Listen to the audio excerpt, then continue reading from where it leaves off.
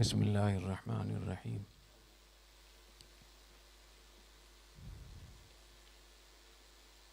آج طبیعت میری کافی ڈھیلی ہے، لیکن خوشی اتنی زیادہ ہے کہ دل چاہ رہا ہے میں کچھ نہ کچھ بولوں آپ حضرات کا شکریہ ادا کرنے کے لیے، حوصلہ افزائی کے لیے۔ ماشاءاللہ میں نے وہاں کمرے میں بھی کافی چیزیں دیکھی سنی، اور کچھ میں نے خود یہاں حاضر ہو کر سنی، تو بے انتہا مجھے خوشی ہے۔ میں اللہ تعالیٰ کا شکر ادا کرتا ہوں کہ اللہ تعالیٰ نے مجھے اپنی زندگی میں یہ چیزیں دیکھنے کو نصیب فرمائی، اور خیال یہی تھا کہ یہاں تک معلوم نہیں کب ہم پہنچیں گے۔ جو ہمارے منصفین حضرات ہیں ان کا بھی میں بہت شکریہ ادا کرتا ہوں، اور ذات تشریف لائے آپ سب حضرات، اور بہت شکریہ یہاں تشریف لانے کا، حوصلہ افزائی کرنے کا۔ جو باہر کے حضرات ہیں، کاروباری حضرات ہیں، ان کو ہمارے مدارس کے کلچر کا ان کو اندازہ شاید پورا نہیں ہے۔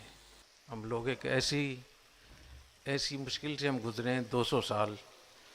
200 سال میں کوئی بھی نظام وہ بالکل ختم ہو جاتا ہے، تو جب ان مدارس کو، علماء کو، معاشرے کی ہر چیز سے انگریزوں نے الگ کر دیا، اور مکمل ان پہ پابندی لگا کے چار دیواری میں ان کو بند کر دیا، باہر معاشرے میں کہیں ان کی جگہ نہیں ہے۔ اوپر سے پھر ان کی انکوائری بھی ہو رہی ہے کہ اکاؤنٹس دکھائیں، پیسے کہاں سے آئے، اور ان کے لیے کوئی مشق نہیں ہے، کوئی کام کرنے کی جگہ نہیں ہے۔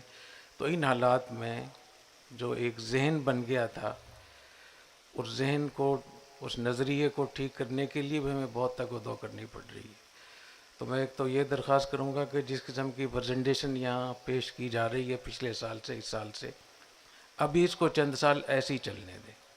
اس کی وجہ ہے کہ آپ کے لیے تو ایک مشکل ہے، کیونکہ آپ نے تو ساری عمر کاروبار میں گزاری ہے نا، لیکن مدارس کے طلباء کو سکھانے کے لیے جو سینکڑوں ہزاروں طلباء سن رہے ہیں، مزید سنیں گے، ان کو یہ بار بار ایک ہی بات کو دہرانا پڑے گا۔ البتہ یہ بات میں بالکل مانتا ہوں کہ ایک چیز کو جب آپ دہرائیں تو اس کی ڈیزائننگ، اس کے اندر اعداد و شمار، اس کے اندر ترتیب اس طریقے سے ہو کہ دیکھنے والے کو تکرار محسوس نہ ہو۔ یہ بہت اس کی اہمیت ہے۔ تو میں یہ سمجھتا ہوں کہ یہ جو میں 3 چیزیں بتایا کرتا ہوں بار بار، کہ امت مسلمہ میں 3 چیزیں ایسی ہوئی ہیں، نظریاتی چیزیں، جس سے اسلام کو، مسلمانوں کو بہت نقصان پہنچا۔ سب سے پہلی چیز کہ نبی کریم صلی اللہ علیہ وسلم کی جو نبوت تھی، جیسے وہ دعوت اللہ اس کا ایک بہت بڑا حصہ تھا، سلطنت اور ریاست بھی اس کا حصہ تھا، دونوں کے مجموعے کا نام نبی کریم صلی اللہ علیہ وسلم کی نبوت تھی۔ اور آپ کی نبوت کو ختم نبوت اسی لیے کہا گیا کہ اس سے کوئی چیز باہر نہیں ہے۔ یہی وجہ ہے کہ علامہ شامی رحمہ اللہ تعالیٰ نے جو آگے تعریف کی ہے سلطنت اور ریاست کی، تو انہوں نے لکھا ہے یہ ریاست عامۃ فی الدین والدنیا خلافۃ عن النبی صلی اللہ علیہ وسلم، کہ یہ ایسا اجتماعی نظم ہوگا مسلمانوں کا جو دین کو بھی شامل ہوگا، دنیا کو بھی شامل ہوگا، اور یہ نبی کریم صلی اللہ علیہ وسلم کی جانشینی میں۔ تو جیسے موجودہ جو دینی علوم ہیں، یہ جیسے حضور اکرم صلی اللہ علیہ وسلم کی جانشینی ہے، ہم اس پہ فخر کرتے ہیں، ایسے ہی ریاست کو شریعت کے مطابق چلانا، اسلام کے مطابق چلانا، یہ بھی نبی کریم صلی اللہ علیہ وسلم کی جانشینی ہے۔ جب تک یہ دونوں جانشینی اکٹھی رہیں، کہ جو عالم دین ہوتا تھا وہ خلیفہ اور حاکم اور افسر بھی ہوتا تھا، اور جو افسر ہوتا تھا، حاکم اور خلیفہ اور سلطان ہوتا تھا، وہ عالم دین بھی ہوتا تھا۔ اور یہ خیر القرون کے بارے میں جو کہا جاتا ہے کہ 3 صدیاں وہ خیر القرون میں شمار ہوتی ہیں، خیر القرون قرنی ثم الذین یلونہم ثم الذین یلونہم، اس میں اصل بات کیا تھی؟ وہ یہی تھی کہ دونوں چیزیں ایک جگہ جمع تھیں۔ جب ہم نے ان کے اندر ایک خلیج پیدا کر دی کہ ریاست، سلطنت ایک طبقے کے پاس چلی گئی، اور دعوت اللہ وہ دوسرے طبقے کے پاس چلی گئی، تو وہاں سے پہلی دراڑ ہمارے اسلام میں آئی۔ تو جو ریاست کے حکمران ہوتے تھے اور ہیں، وہ دعوت اللہ اور روحانیت سے محروم ہو گئے، اور جن کے پاس دعوت اللہ کا پیغام تھا وہ ریاست کی طاقت سے محروم ہو گئے، سرپرستی سے محروم ہو گئے۔ اور نبی کریم صلی اللہ علیہ وسلم نے پہلے سے اس کی پیشگوئی فرمائی تھی۔ آپ نے ارشاد فرمایا تھا لَتَنْتَقِضَنَّ عُرَى الْإِسْلَامِ عُرْوَةً عُرْوَةً، اسلام کی کڑیاں ایک ایک کر کے ٹوٹیں گی۔ كُلَّمَا انتقضت عُرْوَةٌ تَشَبَّثَ النَّاسُ بِالَّتِي تَلِيهَا، ایک کڑی ٹوٹے گی لوگ ساتھ والی کو پکڑیں گے، وہ ٹوٹے گی بھی ساتھ والی کو۔ اولہن الحکم، سب سے پہلے ریاست کا نظام خراب ہوگا۔ سب سے پہلی دراڑ جو آئے گی اسلام میں وہ مسلمانوں کا جو اجتماعی نظم ہوگا، سلطنت کا، ریاست کا، حکومت کا، وہ متاثر ہوگا۔ اور امام مالک رحمۃ اللہ علیہ فرمایا کرتے تھے کہ لن یصلح آخر هذه الامت الا بما صلح به اولها، کہ اس امت کا آخری حصہ بھی ویسے ہی ٹھیک ہوگا جیسے ابتدا ٹھیک ہوئی تھی۔ تو آج ہمیں دوبارہ سے اس طرف جانا ہوگا، اور ہمارے پاکستان کے حالات، ہمارے معاشی حالات، ہماری گورننس، ہمارا انتظام و انسلام، ہماری مینجمنٹ، ہماری حکومتی اقدامات، ہماری بیوروکریسی، ہمارا میڈیا، ہماری اسٹیبلشمنٹ، اور ہماری جتنی بھی قانون سازی کے ادارے ہیں، پارلیمنٹ ہے، وہ کہاں کھڑی ہیں آج کل؟ تو اس کی ضرورت ہے کہ اس پیغام کو آپ لوگوں تک پہنچائیں۔ تو یہ جو اب سلسلہ شروع ہوا ہے، جامعہ رشید کے طلبہ ماشاءاللہ جو پریزنٹیشن دے رہے ہیں، اساتذہ نگرانی کر رہے ہیں، بھائی شاہد صدیقی صاحب اس کو لیڈ کر رہے ہیں، تو میں یہ سمجھتا ہوں کہ اس کی طرف بہت بڑا قدم ہے۔ دوسرا نقصان جو امت مسلمہ نے اٹھایا اور ابھی تک بھی کافی حد تک، وہ ہے رہبانیت، کہ مختلف عنوانات سے ہمارے ہاں رہبانیت آ گئی، کہ دین اور دنیا دو الگ الگ ہم نے چیزیں کر دیں، حالانکہ حضور اکرم صلی اللہ علیہ وسلم کی ختم نبوت میں دونوں چیزیں شامل تھیں، ریاست عامۃ فی الدین والدنیا، یہ الفاظ بھی یاد رکھیں۔ امام علامہ شامی رحمہ اللہ تعالیٰ نے سلطنت کی جو تعریف کی ہے، فرماتے ہیں یہ ریاست عامۃ فی الدین والدنیا خلافۃ عن النبی صلی اللہ علیہ وسلم، یہ نبی کریم صلی اللہ علیہ وسلم کی جانشینی ہے۔ یہ تو دونوں میں فرق کر دیا، اور اس کی وجہ سے پھر سیکولرزم آ گیا کہ مذہب ایک شخصی چیز ہے، اس کا ریاست سے کوئی تعلق نہیں۔ تو جو لوگ یہ نظریہ رکھتے ہیں تو ان کو ہم سیکولر کہتے ہیں، اور دوسرے وہ سیکولر ہیں جو کہتے ہیں کہ مذہب ایک خاص چیز ہے، اس کا ریاست کا اس مذہب سے کیا تعلق ہے، تو لہٰذا ہمیں نہ حکومت میں جانا ہے، نہ اسٹیبلشمنٹ میں جانا ہے، نہ فوج میں جانا ہے، نہ ہمیں کاروبار کرنا ہے۔ تو یہ دونوں قسم کے سیکولر جب پیدا ہو گئے تو اس سے نقصان امت مسلمہ کو ہوا۔ تو وہ سیکولر بھی ہیں جو کہتے ہیں کہ ہماری دنیا کا دین سے کوئی تعلق نہیں ہے، اور وہ سیکولر بھی ہیں جو کہتے ہیں کہ ہمارے دین کا دنیا سے کوئی تعلق نہیں۔ بات تو ایک ہی ہے نا۔ تو اس سے بہت نقصان ہوا، اور میں دیکھتا رہتا ہوں کہ بہت سارے لوگ جو مدارس سے تعلق رکھتے ہیں، کاروباری لوگ تبلیغی جماعت سے تعلق رکھتے ہیں یا کسی خانقاہ میں جاتے ہیں، تو جیسی ان کا کسی خانقاہ سے، تبلیغی جماعت سے، کسی بزرگ سے، کسی مدرسے سے تعلق ہوتا ہے، ان میں کاروبار میں پیچھے ہو جاتے ہیں، اور جہاں جہاں ان کے مواقع آگے ہوتے ہیں ان مواقع سے بھی پیچھے ہٹ جاتے ہیں۔ تو یہ دین ہمیں نہیں سکھاتا ہے۔ آپ آگے جائیے، جہاں جہاں بھی طاقت کی جگہ ہیں، جہاں جہاں بھی معیشت کی جگہ ہیں، کاروبار ہے، تجارت ہے، ان چشموں پہ خود آپ جا کر بیٹھیں۔ آپ نے وہ چشمے دوسرے لوگوں کے حوالے کر دیے۔ امام شافعی رحمہ اللہ تعالیٰ نے، ابھی میں ایک حوالہ بھی خیالتہ دے دوں گا، ابھی بتا دوں، ایک کتاب الجامعون، وہ کتاب ضرور پڑھیں آپ حضرات۔ اس میں 1050 محدثین، مفسرین، محققین اور بڑے بڑے علماء کی تفصیل ہے، جس میں انہوں نے لکھا ہے کہ وہ علوم شرعیہ کے ساتھ وہ دنیوی علوم میں کتنے ماہر تھے۔ 1050 لوگوں کے پورے ان کے حالات ہیں پوری۔ تو جب اس کو آپ پڑھیں گے تو آپ کو اندازہ ہوگا کہ ہمارے اسلاف وہ کیسے تھے۔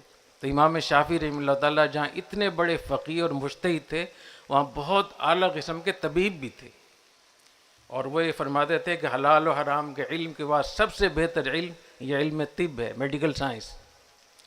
اور فرماتے تھے کہ بہت افسوس ہے کہ مسلمانوں نے اس میں تفرید کی، وَوَكَلُوهُ إِلَى الْيَهُودِ وَالنَّصَارَى، اور یہ اتنا بڑا علم یہود و نصارہ کے حوالے کر دیا۔ یہ امام شافعی رحمۃ اللہ علیہ فرما رہے ہیں۔ تو دوبارہ اسی عروج کی طرف جب آپ جائیں گے تو آپ کو دوبارہ سے دین و دنیا کو بھی اکٹھا کرنا پڑے گا اور دعوت اور ریاست کو بھی آپ کو اکٹھا کرنا پڑے گا۔ تیسرا نقصان وہ یہ ہوا کہ یہ دینی تعلیم ہے، یہ دنیوی تعلیم ہے، یہ اسکول ہے، یہ مدرسہ ہے، یہ مسٹر ہے، یہ ملا ہے۔ تو اتنی تقسیم در تقسیم در تقسیم جب آپ کر دیں گے تو آپ کے ہاتھ میں یہی ہوگا جو بھی ہے ہمارے ہاتھ۔ تو جامعۃ الرشید کے اساتذہ اور طلباء میں سمجھتا ہوں بہت خوش قسمت ہیں آپ لوگ، اور میں اس موقع پہ سرپرست تاج شورا کا بہت زیادہ میں شکریہ ادا کروں گا، ان کے لیے دعا گو ہوں کہ ان کی خصوصی محنت سے آج یہ چیزیں ہمیں دیکھنے کو مل رہی ہیں۔ اللہ تعالیٰ ان کو بہت درجات بلند فرمائے، ان کے کاروبار میں برکت عطا فرمائے۔ میری چند تجاویز تھیں اس موقع پہ۔ ایک تو میں یہ چاہوں گا کہ جیسے جامعۃ الرشید کے اساتذہ میں سے ایک منٹور ہوتا ہے اس کا، تو اسی فیلڈ سے متعلق مارکیٹ سے بھی کسی عام آدمی کو اس کا منٹور میں اس کو شریک کیا جائے۔ اس سے پارٹنرشپ بھی آئے گی، اور وہ لوگ جو عملاً وہ کام کر رہے ہیں، جیسے بھائی ارسلان ہیں نا، بھائی ارسلان اسی فیلڈ کے آدمی ہیں، استاذ بھی ہیں یہاں اور اسی فیلڈ کے ہیں، تو ان کی جو پریزنٹیشن تھی، جو پروجیکٹ تھے، کتنی نمایاں تھی وہ۔ تو اس صورت میں یہ بھی ہوا کہ جامعہ کے استاذ بھی ہو ان کا منٹور، اس کی ایک مشاورت میں ایک مشیر کے طور پر مارکیٹ سے بھی لے لیا جائے، جو بھی اس فیلڈ کا کوئی عام آدمی ہو، تو میرے خیال اس کا بہت فائدہ ہوگا۔ دوسری بات یہ کہ جو مشرقی لباس وغیرہ کے بارے میں جتنی چیزیں آپ حضرات نے پیش کی ہیں، عام طور پہ لوگ اس کو دیکھتے ہیں کہ مارکیٹ میں ڈیمانڈ کیا ہے، معاشرہ کیا چاہتا ہے۔ یہ چھوٹے کاروباری لوگ ہوتے ہیں جو بڑی سطح کی جو ملٹی نیشنل کمپنی ہوتی ہیں، وہ اس کو دیکھتے ہیں کہ معاشرے میں ڈیمانڈ کیا پیدا کرنی ہے۔ تو آپ کے ذمے دونوں چیزوں کو دیکھیں۔ یہ چھوٹی بات ہے کہ معاشرہ کیا چاہتا ہے، آپ یہ سوچیں کہ آپ کیا چاہتے ہیں، معاشرے کو اپنے پیچھے لگائیں، معاشرے کے اندر ڈیمانڈ پیدا کریں کہ آپ کو مشرقی لباس پہننا چاہیے، مشرقی کلچر ہونا چاہیے۔ تو جب آپ ڈیمانڈ پہ آئیں گے پھر ہر چیز جو ہے نا ہول سیل میں چلی جائے گی، پھر پرچون میں نہیں رہے گی سب چیز۔ اور اس کی مثال آپ دیکھیں، جے ڈاٹ کو دیکھیں، جس دن جے ڈاٹ نے کام شروع کیا تھا اس دن کوئی سوچ سکتا تھا کہ معاشرے میں اتنی ڈیمانڈ ہو سکتی؟ آج دنیا کا کوئی بڑا ملک نہیں ہے جہاں ان کے وہ چیزیں نہ ہوں، ان کے مراکز نہ ہوں۔ تو میں آپ کے اس میں درخواست کروں گا کہ ہمارے سامنے ایک بہت بڑا چیلنج اس وقت میں یہ ہے کہ لوگوں کے اندر ڈیمانڈ نہیں ہے۔ اگر آپ لوگوں کی ڈیمانڈ پہ چلیں گے تو مکھی پہ مکھی ماریں گے۔ آپ نے کیا کارنامہ انجام دیا؟ آپ لوگوں کے اندر ڈیمانڈ پیدا کریں، اور ڈیمانڈ پیدا ہو جائے گی۔ 20-22 سال پہلے کوئی سوچ سکتا تھا کہ یہ ڈیمانڈ پیدا ہو جائے گی جو آج جامعۃ الرشید میں تعلیم کے حوالے سے، طلباء کے حوالے سے، پروجیکٹ کے حوالے سے کوئی سوچ بھی نہیں سکتا تھا۔ جب اتنا ناممکن کام اگر ممکن ہو سکتا ہے تو کاروبار میں تو آپ کو ہر طریقے کی آپ کو مشاورت ملے گی، آپ کو سپورٹ ملے گی۔ دوسری بات یہ کہ آج دور جو ہے وہ پیکیجنگ کا دور ہے، پریزنٹیشن کا دور ہے۔ تو اپنے پروجیکٹ کو اپنی اس میں ایک تو تخلیقی طور پہ آپ شروع کریں، اس میں نئی چیزیں ایسی آپ پیدا کریں، جیسے انہوں نے بھی کہا کہ آپ کے مصنوعات میں آپ نے جو چیز بنائی ہے، جو پروڈکٹ آپ کے پاس ہے، جو بھی آپ اس میں کوئی ایسی چیزیں لے کر آئیں جو کسی اور کے پاس نہ ہوں۔ اگر آپ کی دکان کے پاس دکان پہ وہی چیزیں جو برابر والے کے پاس آئے تو آپ کے پاس کیوں آئیں گے لوگ؟ آپ اس کا اہتمام کریں کہ آپ کی تدریس میں، آپ کی تعلیم میں، آپ کے واعظ میں، آپ کے پروجیکٹ میں، آپ کے بزنس میں، آپ کے مدرسے میں ایسی چیز ہو جو کسی اور کے پاس نہ ہو۔ اور جب آپ اس پہ آئیں گے پھر آپ دیکھیے کہ اللہ تعالیٰ نے جو یہ فرمایا سخر لکم ما فی السماوات و ما فی الارض، ہم نے آسمان و زمینوں میں جو بھی کچھ ہے تمہارے تابع کیا ہے۔ تو اللہ نے ہمارے دل و دماغ کو اتنی طاقت دی ہے کہ آپ اس پوری کائنات کو آپ لیڈ کر سکتے ہیں، پوری کائنات کو آپ اپنے ہاتھ میں لے سکتے ہیں۔ تو جب آپ اس پہ آئیں گے تو پھر دیکھیے کہ اللہ نے انسان کو کیوں اشرف المخلوقات بنایا ہے۔ اور اس موضوع پہ آپ جامعۃ الرشید کو دیکھ لیں، کتنے مدرسے آپ نے دیکھے پاکستان، بنگلہ دیش، ہندوستان میں۔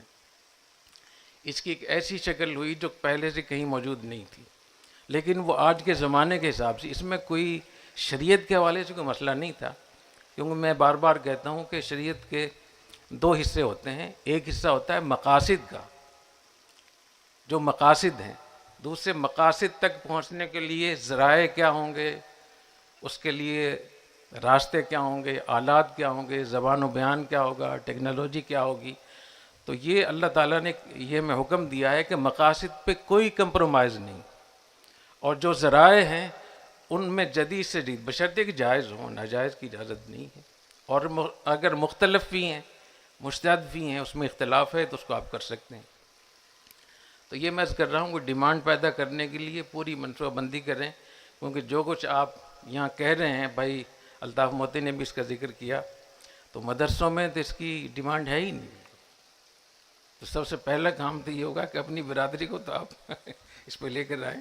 تو جہاں آپ بہت سارے پروجیکٹ بنا رہے ہیں وہاں اس کی ڈیمانڈ پیدا کرنے کا بھی اس میں حصہ بنائیں کہ ان کے اندر ڈیمانڈ آپ وہ کیسے پیدا کریں گے.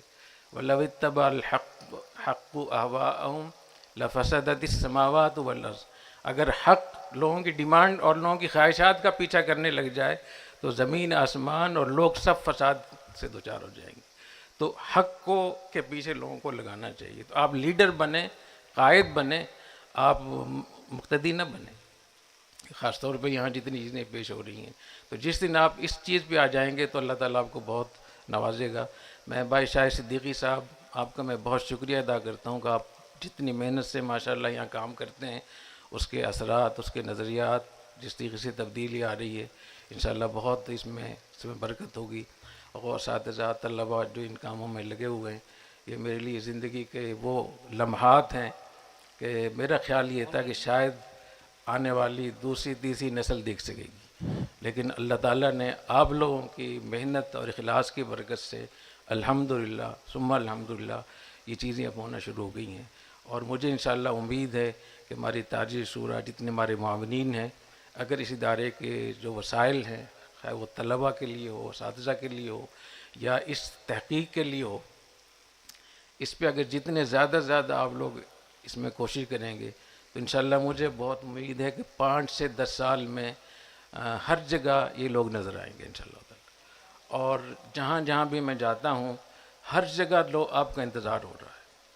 آپ حیران ہوں گے، اس ملک میں جہاں آپ بالکل مایوسی کی بات کرتے ہیں، آپ بڑی سی بڑی سطح پہ پہنچ جائیں تو وہاں ہمارا نظام اتنا کمزور ہو گیا ہے کہ ایسے لوگ جو بظاہر سیکولر محسوس ہوتے ہیں، وہ ہمیں کہتے ہیں میرے لوگوں کو بھیجو یہاں، یہ ملک ہمارے ہاتھ سے جا رہا ہے.